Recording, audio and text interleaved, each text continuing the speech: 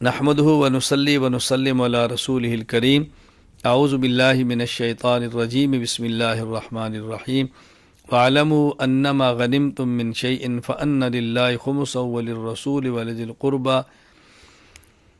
یہاں سورہ انفال کے شروع میں بتایا گیا تھا کہ مال غنیمت اللہ اور اللہ رسول کا حق ہے، جیسے وہ تقسیم کریں تم اس پہ راضی رہو۔ یہاں بتایا کہ اس کے 5 حصے کیے جائیں، 4 حصے مجاہدین میں تقسیم ہوں گے اور 5واں حصہ خالص اللہ تعالیٰ کا ہے، اللہ کے رسول کا ہے، رسول اکرم صلی اللہ علیہ وسلم کے رشتہ داروں کا ہے۔ اللہ کے رسول کا معنی مساکین، فقراء اور غرباء کو پیغمبر دیں گے، تم نے اسی پر راضی رہنا ہے۔ اذ انتم بالعدوۃ الدنیا وهم بالعدوۃ القصوى والركب اسفل منکم، یا غزوہ بدر کا ذکر کیا، اس طرف تم تھے، اس طرف کفار تھے، تمہارے پاس مادی اسباب کم تھے، وسائل کم تھے، افرادی طاقت کم تھی، باوجود اس کے اللہ نے تمہیں فتح عطا فرمائی۔ یہاں چند ایک اصول بتا دیے، اگر اس پر پابندی کے ساتھ عمل کیا جائے تو اللہ تعالیٰ فتح عطا فرماتے ہیں۔ یا ایھا الذین آمنوا اذا لقیتم فئۃ فاثبتوا واذکروا اللہ کثیرا لعلکم تفلحون۔ یہاں ایمان والوں کو اصول بتائے کہ تم اس کی پابندی کرو، اللہ تمہیں فتح عطا فرمائیں گے۔ نمبر 1، میدان جنگ میں ثابت قدم رہو۔ نمبر 2، کثرت کے ساتھ اللہ تعالیٰ کا ذکر کرو۔ نمبر 3، اللہ تعالیٰ اور اس کے رسول صلی اللہ علیہ وسلم کی اطاعت کرو۔ نمبر 4، آپس میں اختلافات سے پرہیز کرو۔ نمبر 5، اگر جنگ میں ناموافق حالات آ جائیں تو صبر کرو۔ نمبر 6، کفار کی طرح تکبر نہ کرو، اکڑ کر نہ چلو، انشاءاللہ اللہ تمہاری مدد فرمائیں۔ وَأَعِدُّوا لَهُم مَّا اسْتَطَعْتُم مِّن قُوَّةٍ وَمِن رِّبَاطِ الْخَيْلِ، میدان جنگ کے لیے تیاری کرو۔ جتنی طاقت کفار کے پاس ہے اتنی طاقت حاصل ہونا ضروری نہیں، ہاں جو تمہارے اختیار میں ہے وہ طاقت حاصل کرنا تمہارے ذمے ہے، پھر مدد اللہ تعالیٰ فرماتے ہیں۔ ما کان لنبی ان یکون له اسری حتی یسخن فی الارض تریدون عرض الدنیا واللہ یرید الآخرہ۔ میدان بدر میں اللہ تعالیٰ نے مسلمانوں کو فتح عطا فرمائی، 70 کفار بڑے بڑے قتل کیے گئے، 70 کفار گرفتار کیے گئے۔ تو اس موقع پر جو یہ گرفتار ہوئے تھے ان کے بارے میں مشورہ ہوا۔ عام صحابہ کرام کی رائے صدیق اکبر رضی اللہ تعالیٰ سمیت یہی تھی کہ فدیہ لے کر چھوڑ دیا جائے۔ حضرت عمر رضی اللہ عنہ، سعد بن معاذ رضی اللہ عنہ، بطور خاص ان کی رائے یہ تھی کہ ان کی گردنیں اڑا دی جائیں۔ رسول اکرم صلی اللہ علیہ وسلم جس طرح آپ کی طبیعت میں رحمت اور نرمی تھی، آپ نے اس رائے کو پسند فرمایا کہ جس میں فدیہ لے کر چھوڑ دیا جائے۔ اللہ تعالیٰ کی ناراضگی آئی کہ اللہ تعالیٰ کا فیصلہ ہے، اللہ نے ایمان والوں کو رکھنا ہے، صحابہ کرام سے محبت ہے، ورنہ یہ فیصلہ نہیں کرنا چاہیے تھا، بہتر یہ تھا ان کی گردنیں اڑا دی جائیں۔ تو اللہ تعالیٰ نے تنبیہ فرمائی اس پر۔ والذین آمنوا وہاجروا وجاہدوا فی سبیل اللہ والذین آووا ونصروا اولئک هم المؤمنون حقا لهم مغفرۃ ورزق کریم۔ بتایا صحابہ کرام میں جو مومن اور مہاجر اور مجاہد ہیں، اور وہ صحابہ جو مومن اور ان کے مددگار انصار ہیں، یہ سارے جنتی ہیں، پکے مومن ہیں، اللہ کی مدد ان کے ساتھ تھی۔ سورہ توبہ۔ غزوہ تبوک میں رسول اکرم صلی اللہ علیہ وسلم کے ساتھ چند مسلمان نہیں جا سکے، ان نے معافی مانگی، توبہ کی، اللہ نے ان کی توبہ کو قبول فرما لیا۔ اس صورت میں جو کہ ان کی توبہ کا ذکر ہے، اس لیے صورت کا نام اس سورہ توبہ رکھ دیا گیا۔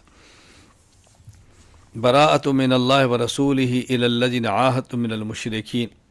یہاں اللہ تعالیٰ نے 5 آیات میں 4 قسم کے احکام مشرکین، 4 قسم کے مشرکین کے احکامات بیان فرمائے، یعنی 5 آیات میں 4 قسم کے مشرکین کے احکامات بیان فرمائے۔ نمبر 1، براءۃ من اللہ ورسولہ الی الذین عاہدتم من المشرکین، وہ جن سے کسی قسم کا معاہدہ صلح نہیں تھا، ان کو 4 ماہ کی مہلت دی گئی کہ اگر اسلام قبول کر لیں تو ٹھیک، یا جزیرہ عرب سے باہر جانا چاہیں تو چلے جائیں، وگرنہ انہیں جنگ کا سامنا کرنا پڑے گا۔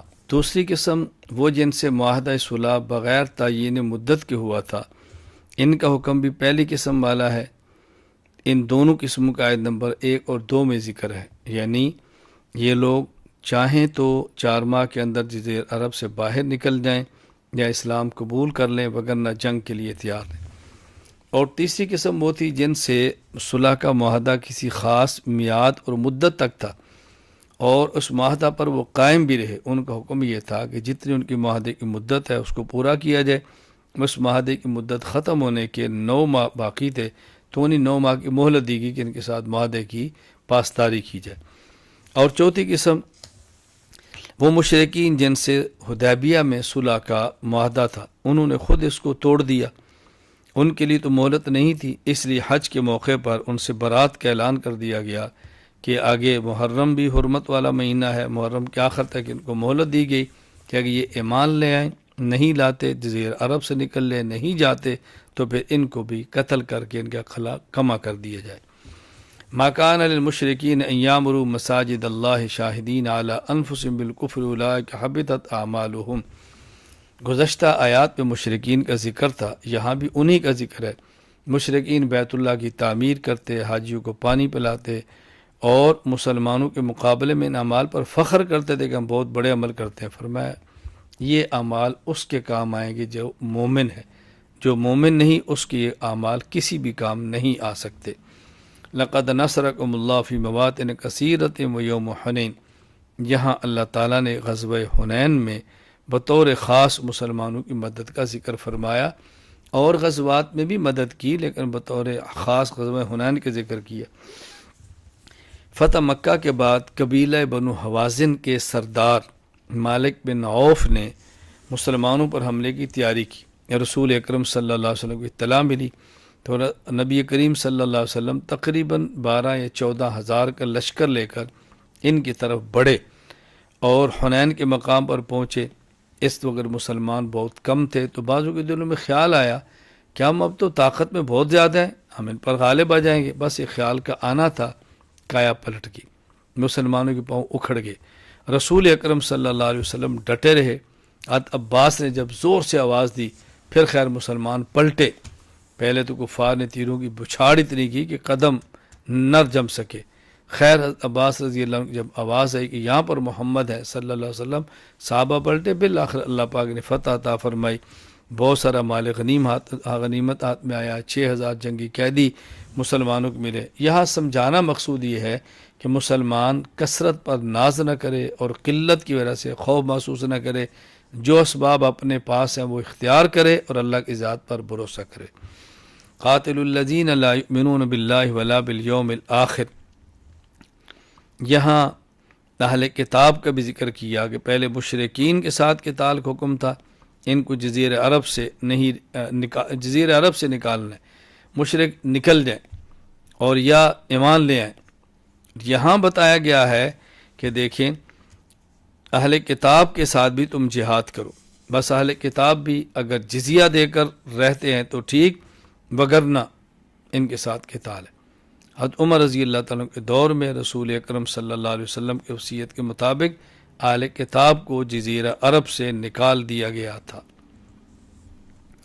وقالت الیہود عزیر ابن اللہ وقالت النصارى المسیح ابن اللہ ذلک قول افواہہم، یہود حضرت عزیر کو اللہ کا بیٹا کہتے، عیسائی عیسیٰ علیہ السلام کو اللہ کا بیٹا کہتے، یہ سب ان کی بنائی ہوئی باتیں ہیں جن کا شریعت اور حقیقت سے کوئی تعلق نہیں۔ اللہ کا نہ کوئی باپ ہے نہ ہی اللہ تعالیٰ کا کوئی بیٹا ہے۔ یا ایھا الذین آمنوا ان کثیر من الاحبار والرہبان لیأکلون اموال الناس بالباطل، بتایا کہ دیکھو اہل ایمان بہت سارے عیسائی یہودی راہبوں کا کام یہ تھا، مسائل بدلتے، دین میں تحریف کرتے، من پسند لوگوں کے مسائل بتاتے، اس پر مال لیتے، یہ مال ان کے لیے دردناک عذاب ہوگا، جہنم کا ایندھن ان کے لیے بن جائے گا۔ یا ایھا الذین آمنوا ما لکم اذا قیل لکم انفروا فی سبیل اللہ ثاقلتم الی الارض ارضیتم بالحیاۃ الدنیا من الآخرہ۔ غزوہ حنین کے بعد رسول اکرم صلی اللہ علیہ وسلم مکہ مکرمہ سے مدینہ منورہ پہنچے۔ اطلاع ملی کہ رومی سلطنت کا بادشاہ ہرقل یہ مدینہ منورہ پہ حملہ کرنا چاہتا ہے۔ رسول اکرم صلی اللہ علیہ وسلم نے مدینہ منورہ کے تمام مسلمانوں کو تیاری کا حکم دیا۔ بہت بڑی آزمائش تھی، گرمی سخت تھی، سفر لمبا تھا، مال و اسباب کی کمی تھی، فصلیں کھجوروں کی پکی پڑی تھی، ادھر مقابلہ دنیا کی سپر طاقت سے تھا۔ رسول اللہ صلی اللہ علیہ وسلم نے تیاری فرمائی، 30,000 کے لگ بھگ صحابہ کا لشکر لے کر آپ روانہ ہوئے۔ اللہ نے ان پر رعب طاری کر دیا اور کفار مدینہ منورہ کی طرف نہیں آ سکے بلکہ تبوک سے پہلے ہی واپس ہو گئے۔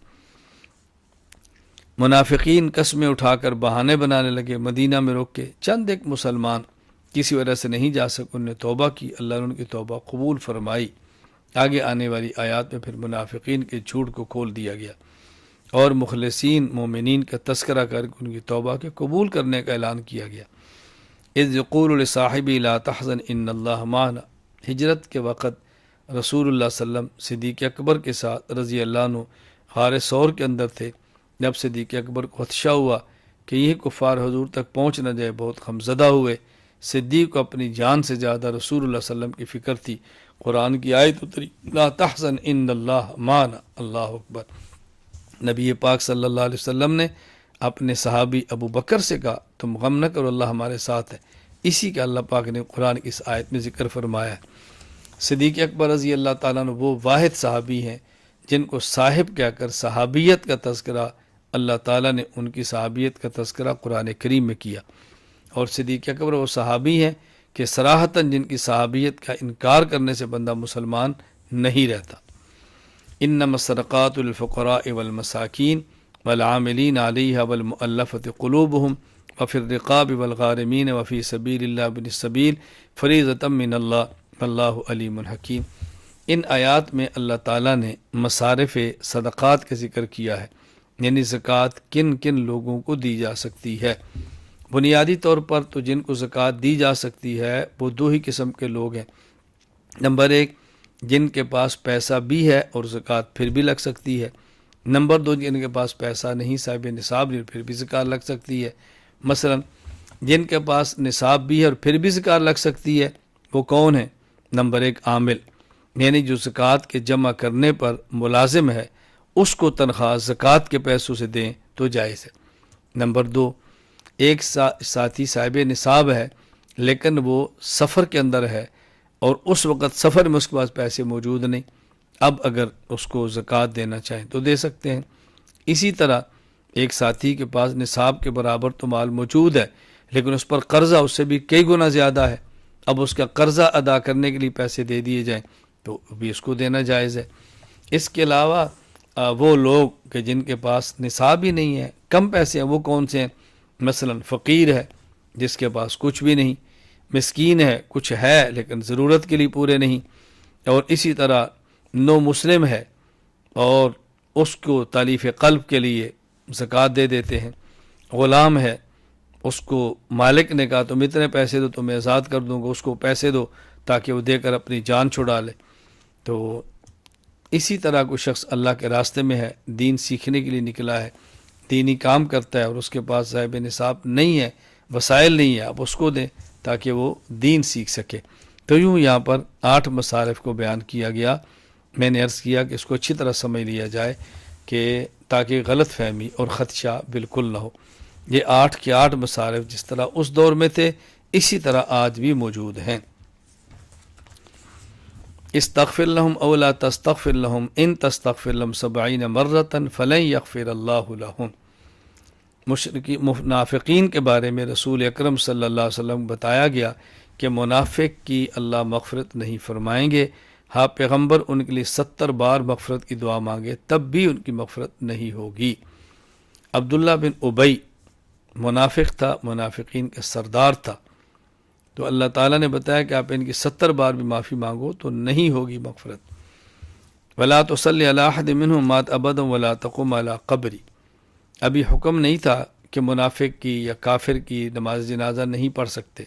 رسول اکرم صلی اللہ علیہ وسلم نے عبداللہ بن ابی کی نماز جنازہ پڑھی تاکہ لوگ اس کو دیکھ کر اس کے خاندان کے لوگ کلمہ پڑھ لیں گے اور ایمان پر پکے ہو جائیں۔ اللہ تعالیٰ نے فرمایا جو پڑھی سو پڑھی، آئندہ کسی کافر کی آپ نے نماز جنازہ بھی نہیں پڑھنی اور کسی کافر کی قبر پر آپ نے کھڑے ہو کے ان کے لیے استغفار کی دعا بھی نہیں کرنی۔ لہٰذا اب کافر کی جنازہ مسلمان پڑھے یہ جائز نہیں ہے۔ ہاں مسلمان فاسق کو اس کی نماز جنازہ پڑھیں لیکن کفار کی نماز جنازہ پڑھنے کی کوئی گنجائش نہیں۔ حضرت عمر رضی اللہ عنہ مدینہ منورہ میں ہوتے کہ شخص کا جنازہ آتا تو آپ پوچھتے دیکھو حذیفہ مدینہ میں ہے؟ جی ہیں۔ وہ شخص کے جنازے میں آئے ہیں؟ جی آئے ہیں۔ حضرت عمر پڑھتے، ان کے جنازے میں نہیں آئے تو عمر نہیں پڑھتے تھے۔ فرماتے حذیفہ کا شریک انہوں نے اس بات کی علامت ہے کہ یہ منافق ہے، عمر منافق کے جنازے نہیں پڑھتا۔ وآخر دعوانا الحمد للہ رب العالمین۔